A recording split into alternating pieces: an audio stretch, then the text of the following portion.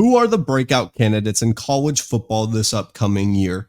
I cannot wait for college football to be back. We are about 25 days from the season actually being here. Hell, I mean, even by the time this video is recorded and out, we will be just a couple days from preseason football. The Hall of Fame game, Texans versus Bears, will be here. So, well, like I said, we are just so close to the season actually being here. So who are going to be the breakout stars in college football? We're doing an offensive video today, as you see by the title, and we're going to do a defensive video. Usually I'm not the type to do two parts, but just because of my schedule, I need to split these up just because of the sake of my schedule, to be honest.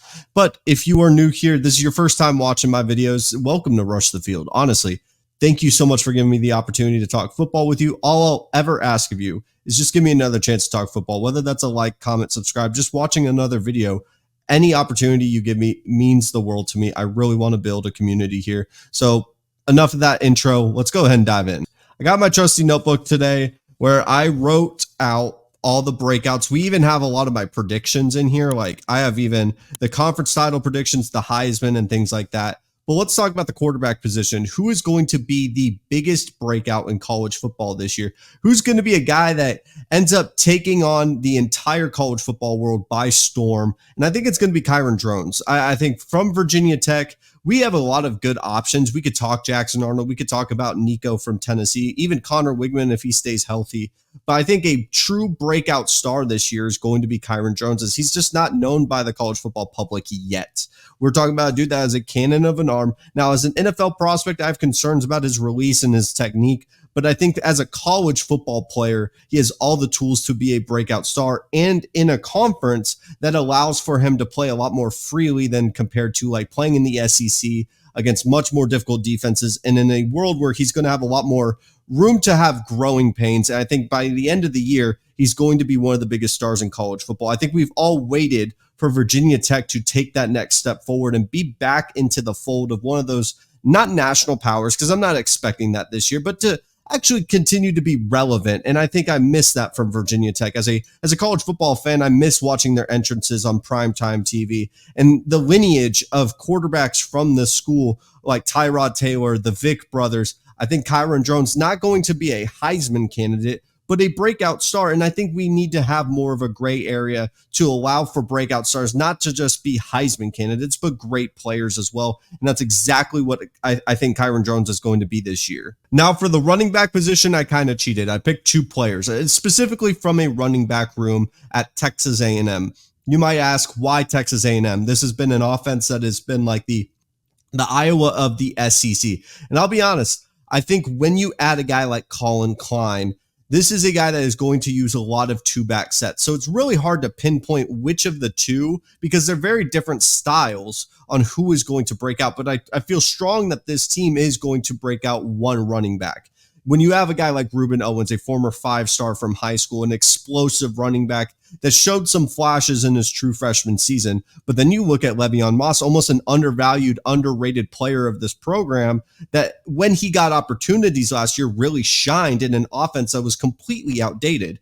I think what Colin Klein specializes in isn't the whole QB power mantra, but more just getting the ball into playmakers' hands. And these guys are both going to be major parts of this offense. Everyone's focusing on Le'Veon Moss, Moose Muhammad. I think these two are going to be the catalyst that actually keeps A&M in football games. Well, outside of their, I think, incredible defense, but we'll talk about that on the defensive video. So I think one of the two is going to break out and to be a household name in college football. A&M at least has a recent history. It may just be a one-off example of being able to have two dynamic running backs. Think of Isaiah Spiller and Devon Achane. And there's plenty of running backs to pick. I almost picked Justice Haynes, but it almost felt like the easy answer just because like the same logic I put with the A&M running backs, you could easily do the same thing with Alabama and probably put more trust and stock into that.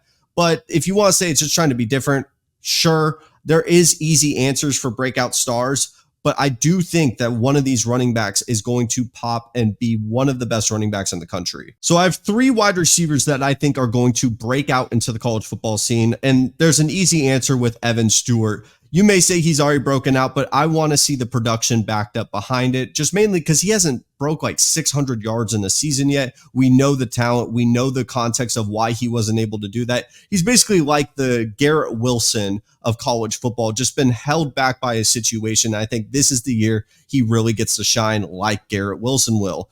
I also think Sam Brown going from Houston to Miami is going to do wonders for him. Yes, you may not invest into Miami. You may think they're just a broken program, but I truly feel with the focus not being so much on Sam Brown, not saying it was in Houston because you also had Matthew Golden, but I think he is going to excel into a huge role into this offense when you also have a Damian Martinez, when you also have a Restrepo, and you get Cam Ward throwing you the ball. I think this is a dude that is immensely talented, and I think he is going to be a big reason why that passing attack is going to be so underrated in the ACC. And for the third guy, I truly think Deion Burks from Oklahoma. You may not know him, but you should. Though he may be 5'9", he is a transfer for Purdue. I think Deion is primed to be a huge role into this passing attack. I think a lot of people are looking at the running game for Oklahoma, maybe just even the quarterback, all the question marks. I think if there is a reliable wide receiver that you can trust on, especially for a young quarterback, it's going to do wonders for this offense. And there's going to be plenty of times for him to shine. I think he is going to be a major breakout player. So those are the three wide receivers I would select as the big breakout candidates. For tight end, the popular answer is going to be Oscar Delp, the guy that's going to be following up behind a guy like Brock Bowers. We know how Carson Beck felt really comfortable throwing over the middle. Oscar Delp is going to be there all the time, and he's going to play at a high level. I think he's already known as a star at the collegiate level. Maybe he just needs a little bit more production behind him.